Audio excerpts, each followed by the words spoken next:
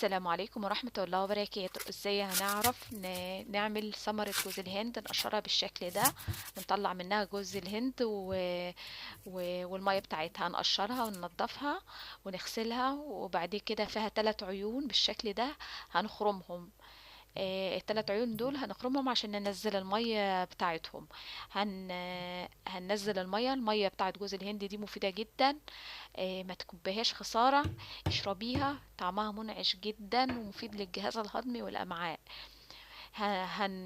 هنفضها بالشكل ده، وبعد كده هنكسرها، كسريها على الأرض بقى على فوطة ولا حاجة، لأن هي قاسية جدا تبوظ لك الرخامة.